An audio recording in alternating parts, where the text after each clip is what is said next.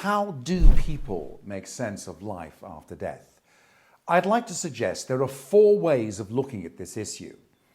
Plato was a famous Greek philosopher who believed in karma and reincarnation. He taught that horrible men will be reborn as women. Nasty women will be reborn as lobsters and prawns. For Plato, reincarnation is a curse because the body is a prison for the immortal soul.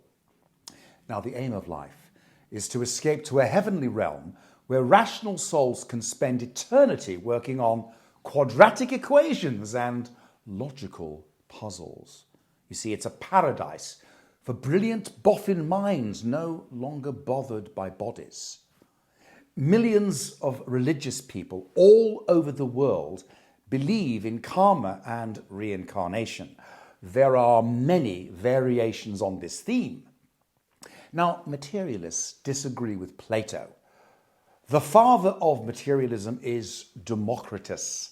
He believed that everything is just physical, just atoms in the void.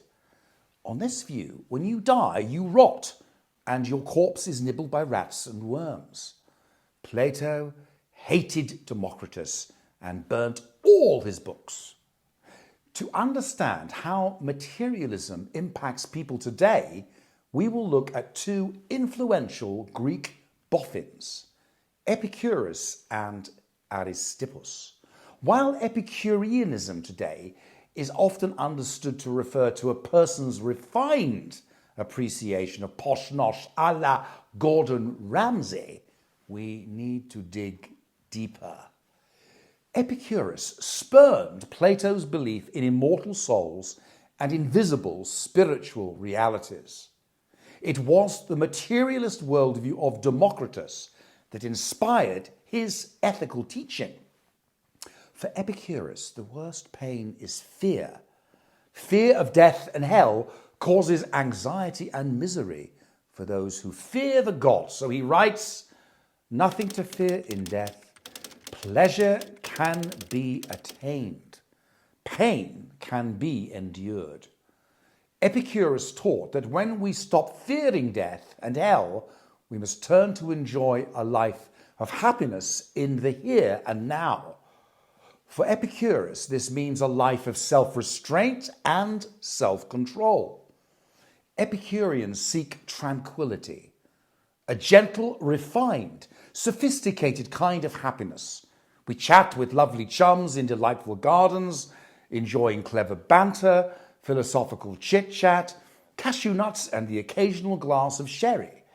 Aristippus, by way of contrast, urged his disciples to engage in full-on, unrestrained, blow-out hedonism. The word hedonism comes from the Greek word for pleasure, and hedonists seek pleasure at any cost. Live wildly and in the moment, because when you die, you rot. So cram in every pleasure now before you perish. Blues and soul singer Amy Winehouse's tragic death at the age of 27 has placed her in a notorious club of rock stars who lived in this dangerous, hedonistic worldview and died so young. The so-called 27 Club of musicians who gorged on pleasures but died too soon was coined after the deaths in the 60s and 70s of some of the giants of the music world. Hedonism as a worldview has captivated the lives and imaginations of many in the music industry. The third view highlights a disagreement among Christian believers. A Christian like the 16th century mystic Teresa of Avila was very keen to enjoy the beatific vision. She wrote, "Solo Dios basta," which is Spanish for "God alone suffices." On this view, the afterlife is conceived as a heavenly place where immortal souls gaze at God in solitary bliss. There are no foul, fetid, putrid bodies here, The earth and all its wonders has vanished. This view is strongly influenced by Captain Plato. Our fourth view rejects this heavenly beatific vision. The future after death is understood as bodily resurrection in a new heaven and a new earth. Bodies are not discarded, but perfected. And on this more Protestant view, those who please God will enjoy a rich, vibrant, and restored creation.